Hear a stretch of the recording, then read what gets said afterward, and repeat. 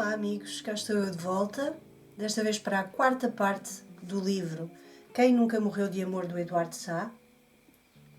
Espero que estejam a gostar. Entretanto, se vos apetecer, se estão a seguir realmente a coisa, deixem os comentários no Facebook ou no YouTube, se vos apetecer. Ok? E até sugestões de livros que gostassem que eu lesse ou que gostaram muito de ler. Está bem? Estejam à vontade. Então vamos lá, continuar.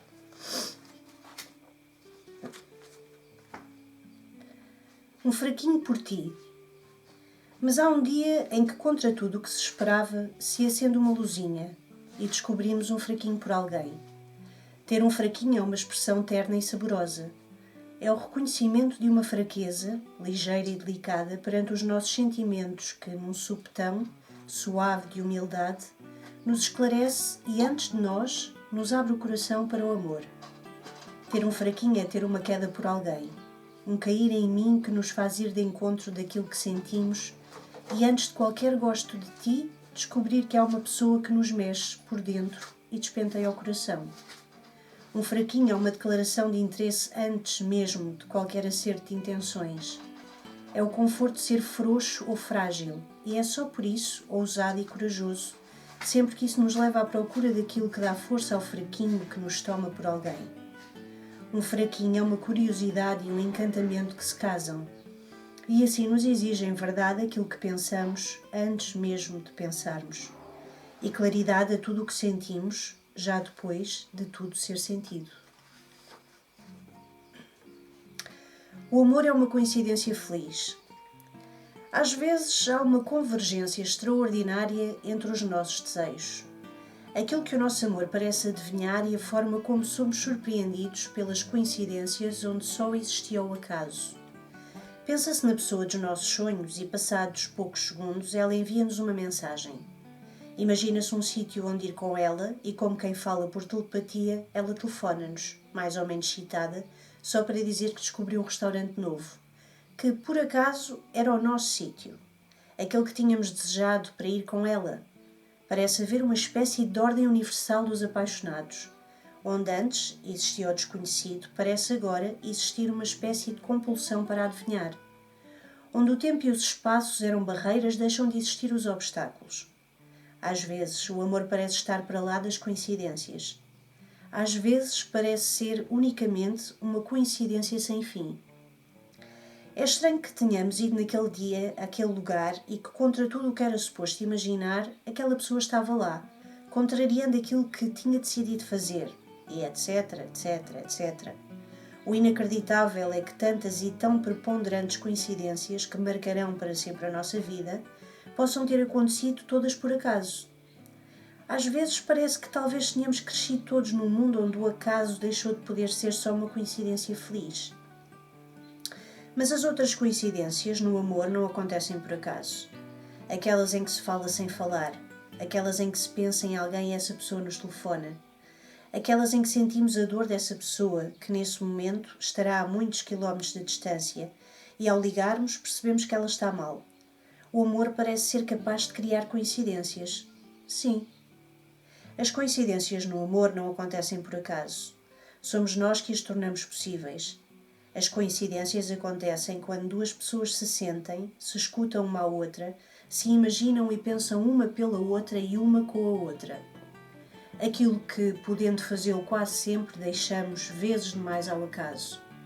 Mas talvez o maior desafio do amor não seja tanto que as coincidências existam entre dois apaixonados, mas a forma quase misteriosa com que elas, onde antes pareciam suceder de forma incansável, deixem quase instantaneamente existir. Quando duas pessoas desistem uma da outra, o silêncio deixa de ser uma coincidência. E só mesmo as coincidências passam a ser possíveis. Estar, ficar ou ser no verbo amar. Eu entendo que quando se ama desmedidamente alguém, por mais que todo o amor para ser amor deva ir além de todas as medidas, essa pessoa não esteja connosco. Ama-se simplesmente.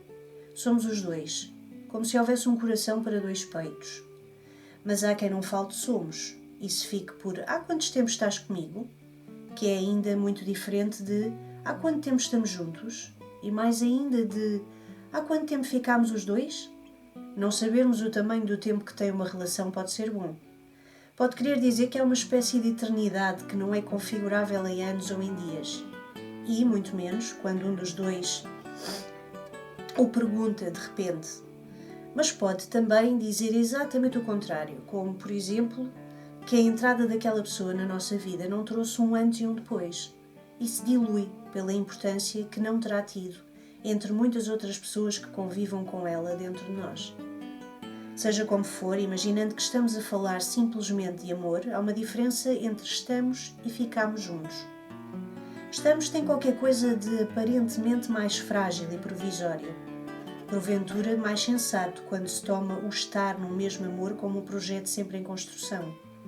Ficar, pelo contrário, parece convidar a algum desmazelo, como se fosse uma realidade que não se questiona, independentemente daquilo que se dá ou de tudo o que ficou aquém daquilo que mais queríamos. Estar, ficar e ser são verbos diferentes. Por mais que pareça sem querer, dizem muito acerca da forma como vivemos o amor. E dizem mais ainda quando os usamos no plural ou no singular. Estamos e ficamos juntos e somos os dois são estados de enamoramento muito distintos. Deixam transparecer uma parceria, um projeto comum, um movimento que se fez em paralelo de um para o outro, por mais que a paixão e as dúvidas se enliassem umas nas outras. E são mais ainda quando alguém pergunta: há quanto tempo estás comigo? Ou há quanto tempo estou contigo? Quando alguém pergunta estás comigo, por mais que não pareça, sugere uma relação amorosa desigual, sugerindo a prevalência de quem pergunta sobre quem é questionado. O estou contigo, uma relação que sugere a determinação de um para o amor dos dois, que podendo enganar, é distinta, é desigual. Sem contar sequer que pode haver amores em que um esteja e o outro seja, e assim... A questão que se coloca é que seja o que for que façamos prevalecer, estamos, ficamos ou somos, todos falamos de um mesmo amor, que, por mais que não pareça, será muito distinto na forma como se vive nos verbos estar, ficar ou ser. No estar e no ficar talvez haja uma aragem possessiva, alguém é nosso. No ser será parte de nós, sem se encaminhar para um eu e tu ao mesmo tempo. Ser, ficar ou ser, no verbo amar, talvez nos esclareçam de que amor falamos nós, quando todos falamos acerca do amor. É o que tu quiseres. A ideia era nós competirmos, a ideia não era nós competirmos em mesmo nada, mas acabamos sempre a competir por quase tudo. E, no entanto, não se passa quase nada entre nós. Temos contas separadas, visitamos as nossas famílias em separado. Só não passamos férias separados porque eu me submeto aos programas de férias e aos ritmos dela. Na verdade, estamos sempre de férias um para o outro, o tempo todo. Vendo bem, para que é que precisamos de mais férias? Só não percebo porque é que sempre que lhe pergunto o que vamos fazer da nossa relação, ela me responde sempre o que tu quiseres. Aleija que haja um estado de indiferença quando se fala do amor. Como se a nossa presença e a nossa falta quisessem dizer a mesma coisa. Como se não fôssemos mesmo nada para aquela pessoa, ao contrário daquilo que tínhamos querido. Como se não se passasse nada entre nós, por mais que convivamos há anos e tenhamos aparentemente assumido projetos conjuntos. Como um filho, por exemplo. Como se alguém nos dissesse, sem nunca o dizer de forma clara, desengana-te. Não estás entre as pessoas indispensáveis, essenciais ou preciosamente insubstituíveis da minha vida. Ou como se nos esclarecesse, e se pensas que vou pedir para que fiques? Se pensas que vou lutar por ti ou sentir uma calamidade sem fim se te afastares, a resposta será: não sejas tolo, por favor. O que é que liga então estas pessoas? O amor ou uma espécie de agiotagem que magoa? O que é que faz que alguém que se sinta amesquinhado ou desconsiderado ou simplesmente vandalizado no seu amor insista e continue? O terror sem nome que esta violência desperta sobre nós. Um estado de incredulidade que nos faz sentir tanta vergonha do sítio onde chegamos que, olhando para nós, só nos faça sentir estranhos, só reste rancor e amargura. Como se fôssemos morrendo e não haja quem nos ressuscite de tão grande e de tão infindável avareza. Quando começa um divórcio? Quando começa um divórcio? Quando, numa relação, há alguém que convictamente nunca tem culpa de nada. E quando é que termina, ou não termina? Às vezes nunca termina. Mas nunca termina mesmo quando acreditamos que ele, quando se deu, nos apanhou por completo de surpresa. Pode um amor morrer sem que por ele se morra por amor? Pode. Sempre que a saudade nos aviva a dor daquilo que perdemos sem nunca o termos tido. O mais que tudo. Todo o amor é um caminho. Às vezes estranho, reconheço. Porque por mais que lhe falte uma voz própria, como a que tem um GPS que afiança que chegamos ao nosso destino, há amores que ainda antes de os iniciarmos têm o destino traçado. Não são nem nunca foram amores. Aliás, a forma como as pessoas dizem amo-te ou meu amor diz quase tudo.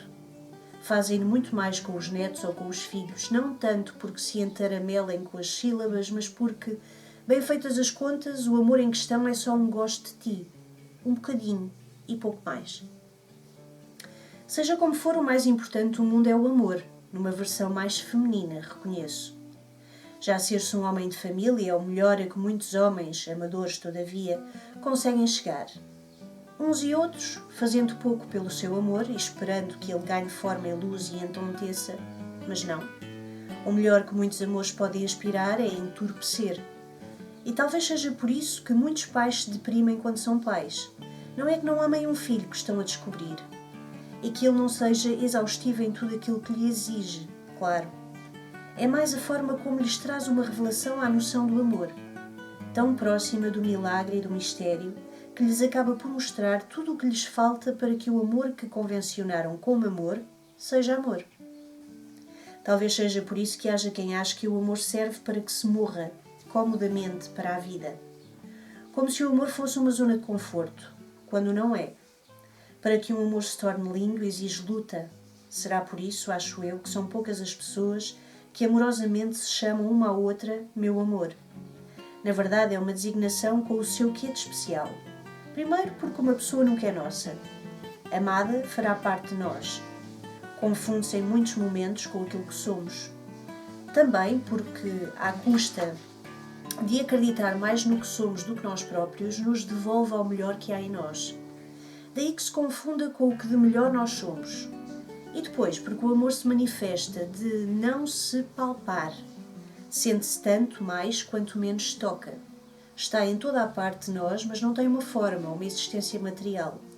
Mas quando tem um rosto, fora de nós, quando dessa consensualidade de sentimentos que ele acaba por ser o vivemos como o meu amor, é como se alucinássemos um sentimento.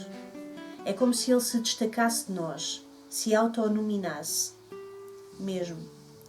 A ponto de dizermos ele é esta pessoa, sim? Como se de imaterial ele passasse a ser mais que tudo. Simplesmente redentor. Não é o meu amor, mas é. Esta ideia de um amor ser o mais que tudo é linda. É assumir que alguém preenche dentro de nós tudo aquilo que nos falta para sermos tudo. Quantas vezes sorrimos para as pessoas que são importantes para nós?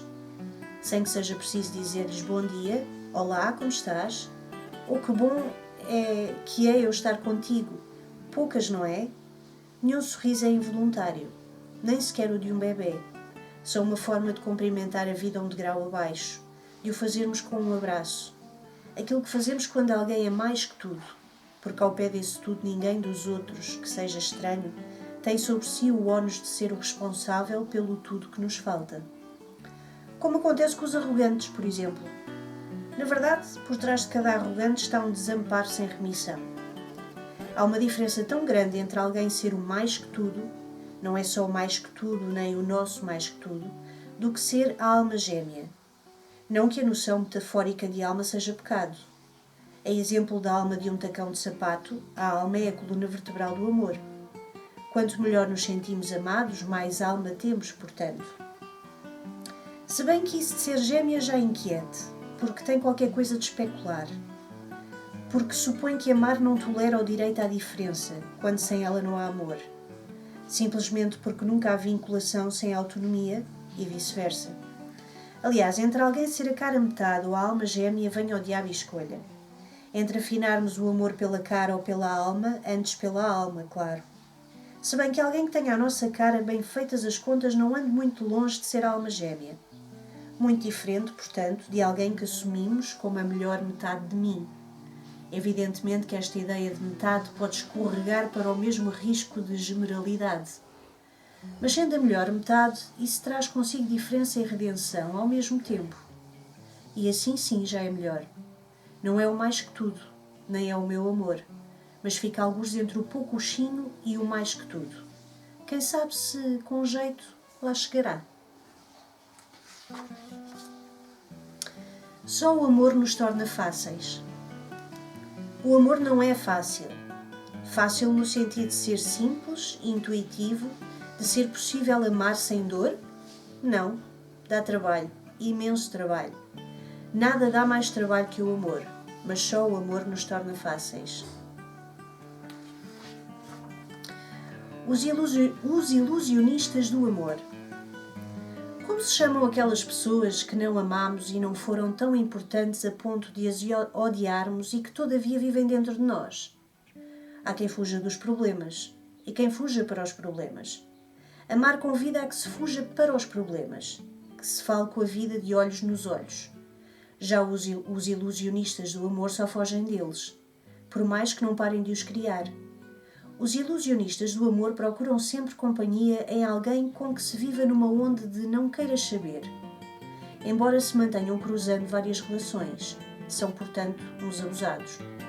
Quando finalmente são questionados em relação a alguma mais suspeita, respondem com um olhar próximo da pietà. Não é o que parece. Não é o que parece será, por outras palavras, uma forma de emaranhar fidelidade e lealdade. Não lidando de frente com nenhuma, claro. Será arte confundir, uma forma de alguém nos dizer estás baralhada, ou com comiseração não sejas tonta, como se quem desconfia o fizesse movido por delírios de ciúme. Os ilusionistas do amor repetem e repetem, sempre mais, sem nunca aprenderem. Repetir é uma arte quando, com humildade, se vai do fracasso à sabedoria. Repetir sem perceber uma catástrofe. Talvez seja por isso que os ilusionistas do amor saltitam de relação em relação e se atarefem. Sempre sem irem a parte nenhuma. Mas vamos imaginar que há quem vá do seu não queiras saber a uma atenção mais dedicada e que faça perguntas, sem parar. É natural que, em primeiro lugar, tenha de descodificar o vocabulário de um gabiru. Só fui topar um café, significa. Regressei a casa à meia-noite. Tomar um copo quer dizer que cheguei entre as 2 e as 3. Fui sair, suponho que não vim em condições de saber as horas a que cheguei. Vim cedo, que cheguei de manhã, zinha. Mas vamos supor que o não queiras saber não estaria nos seus dias. À sua insistência é suposto que tenha uma resposta, enxofrada, de preferência do género não se passou nada, que serve para dar a entender que se alguém se distraiu com o galanteio, se foi por diante na arte de namoriscar e erotizou até, e se não souber parar, foi tudo sem querer. Sem que, contudo, ao que parece, se tenha sexualizado o que quer que fosse. Que fique claro, se passou aquilo que imaginas que se passou, garanto que nada disso saiu da minha cabeça. Ups! Querem ver que há ilusionistas capazes de falar a verdade?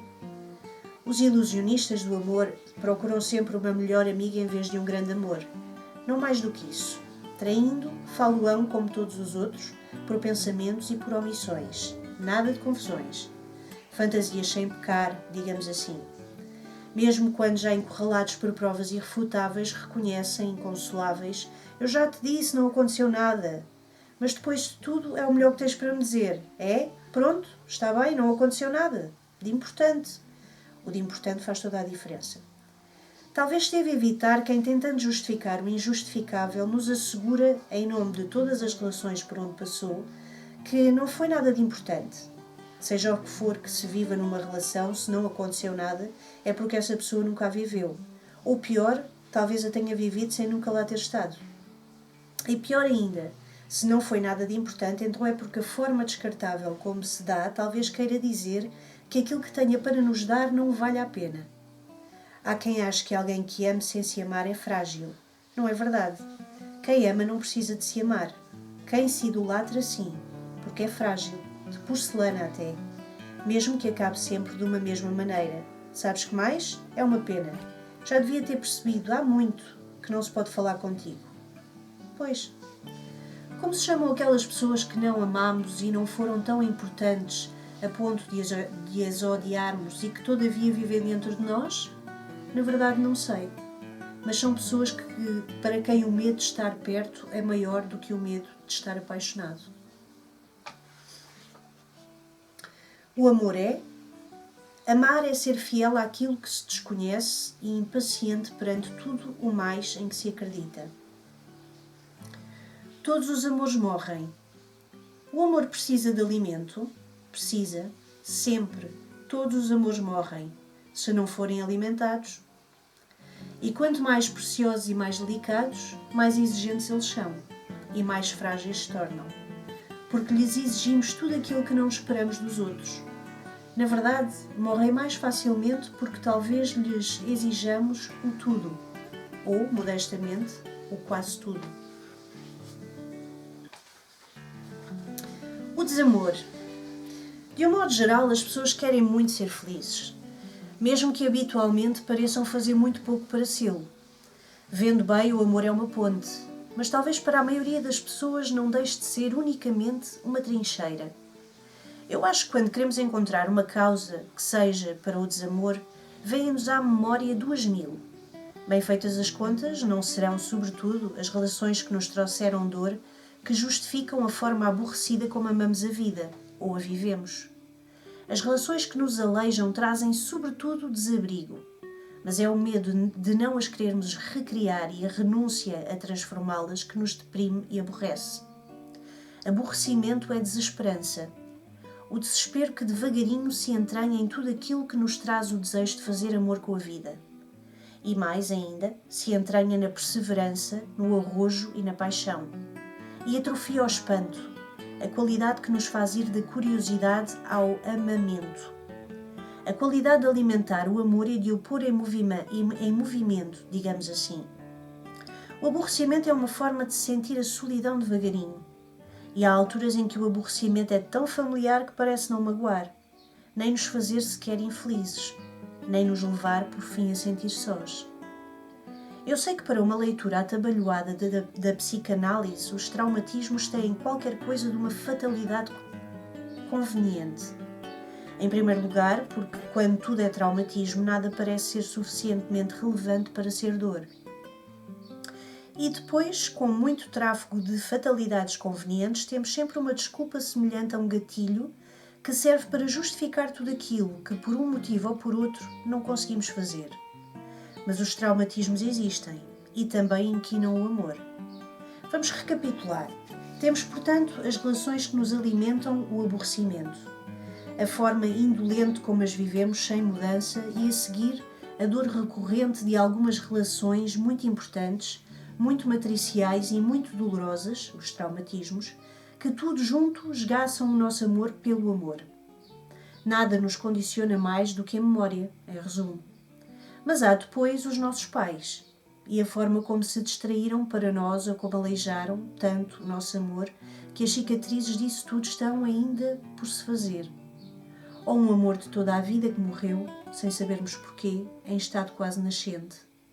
A ideia de traumatismo deve guardar-se para estas nódoas difíceis, para as dores irrenunciáveis, para aquelas que pela sua exuberância, pela forma como se estenderam ou por quem as protagonizou, vão mais longe que a pele e vivem como aderências sem resolução, bem coladas à alma. Seja como for, é verdade que a forma como fomos filhos condiciona o jeito como somos amáveis, amantes e amadores. A forma como fomos filhos condiciona o nosso amor, porque nos formata com arestas que assumimos fatalmente como se fossem defeito de fabrico, diante das quais com resignação nada fazemos. E porque nos educa para procurarmos pessoas muito iguais aos lados dolorosamente persistentes dos nossos pais, sobretudo àqueles que, como se fosse uma profissão de fé de adolescência, mais esconjuramos e mais assumimos nunca querer para nós. Seja pelas dores que nos empurram vagarosamente para o aborrecimento, seja por aquelas que, de tão exuberantes, nos perseguem como vultos a vida inteira e se insinuam nas nossas relações, todas as nossas dores têm um rosto. Ao contrário das doenças sexualmente transmissíveis, mais alarmantes para muitos, estas dores que se colam à alma serão, digo eu, doenças amorosamente transmissíveis. Doenças transmissíveis é uma designação quase paradoxal quando se fala do amor, mas são assim. É como se por causa delas os nossos atos, desejosamente amorosos, todavia, erudissem, corroessem e andassem para trás, por causa de todas as pessoas que nos enviesam o coração e o tiram do peito. É isso a que talvez possamos chamar de desamor, aquilo que nos faz nem sermos felizes nem infelizes, que nos leva a esquecer a forma como o amor é uma ponte e nos empurra para o vivermos numa trincheira, sem espanto, sem amamento e aborrecidos. E vamos ficar por aqui, para que vocês não se entediem. Vamos continuar no outro vídeo. E espero que vocês estejam a gostar do livro. Até agora, ainda não vou a meio. Francamente, não é aquilo que eu pensava. Mas também não é uma coisa que me apeteça já parar, sem ver o resto. Despertou a curiosidade. Bora continuar? Prometo que volto.